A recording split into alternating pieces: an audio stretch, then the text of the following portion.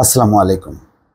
আগেই বলেছিলাম যে উপজেলা নির্বাচনকে কেন্দ্র করে ক্ষমতাসীন মহলের মধ্যে যে দ্বন্দ্ব সংঘাত সেটি রক্তপাতে গড়াবে, তার আলামত কিন্তু আজকে বড়ভাবে পাওয়া গেল পাবনার সুজানগর উপজেলায়। সেখানে দুই চেয়ারম্যান প্রার্থীর মধ্যে যে সংঘর্ষ, সেই সংঘর্ষের এক পর্যায়ে পুলিশ জড়িয়ে পড়ে এবং গোলাগুলি চলে, ত্রিমুখী সংঘর্ষ হয়। সেই সংঘর্ষে দুজন গুলিবিদ্ধ সহ 10 জন আহত হয়েছে। এই ঘটনায় 3 জনকে দেশীয় অস্ত্র সহ আটক করেছে পুলিশ। দর্শক, কি বুঝলেন?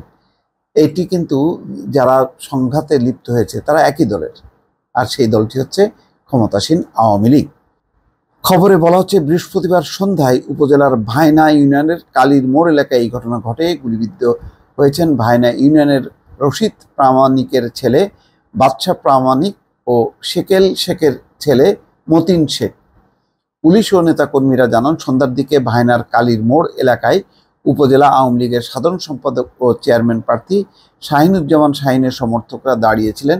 এ সময় তার এক সমর্থকের উপর মোটরসাইকেল তুলে দেন উপজেলা আওয়ামী লীগের সভাপতি ও আরেক প্রার্থী আব্দুল ওয়াহাবের সমর্থকরা। এ সময় দুই গ্রুপের মধ্যে সংঘর্ষ বাধে। এক পর্যায়ে আব্দুল ওয়াহাবের সমর্থক ভায়না ইউনিয়ন পরিষদের চেয়ারম্যান আমিন উদ্দিনের লোকজনের সঙ্গে শাহিন সমর্থকদের ধাওয়া পাল্টা দেওয়া শুরু করে। খবর পেয়ে ঘটনাস্থলে পুলিশ গেলে পুলিশের সঙ্গে উভয় গ্রুপের সংঘর্ষ ঘটে। এ সময় 2 জন গুলিবিদ্ধ হন, অন্তত 5 জন আহত হন। পরে ইউপি চেয়ারম্যান আমিন উদ্দিনের বাড়িতে হামলার ঘটনা ঘটে। আমিন উদ্দিন বলেন, তার বাড়িতে উপজেলা চেয়ারম্যান শাহিনের লোকজন হামলা চালিয়েছে, পরে পুলিশ এসে তাদের ঠেকায়। এ ব্যাপারে সুজানগর থানার ওসি জালাল উদ্দিন বলেন, ইউপি চেয়ারম্যানের বাড়িতে হামলার খবর পেয়ে সেখানে গেলে শাহিনের লোকজন পুলিশের উপর হামলা চালায়। পরিস্থিতি নিয়ন্ত্রণে আনতে শটগানের ফায়ার করলে 2 জনের পায়ে গুলি লাগে। ঘটনাস্থল থেকে 3 জনকে দেশীয় অস্ত্রসহ আটক করা হয়েছে।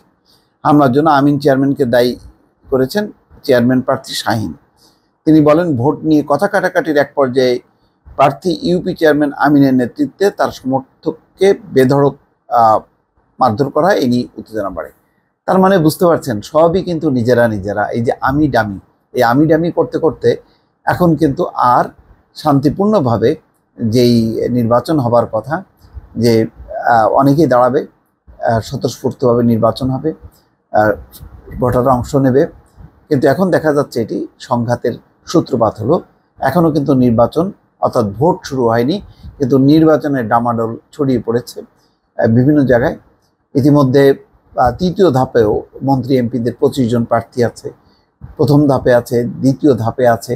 অর্থাৎ মন্ত্রী এমপি তাদের নিকটজন যেমন আছে, আবার তাদের সমর্থিত প্রার্থীদেরকে জেতানোর জন্য চেষ্টা করবে, অন্য গ্রুপ আবার তাদের প্রার্থীকে জেতানোর চেষ্টা করবে।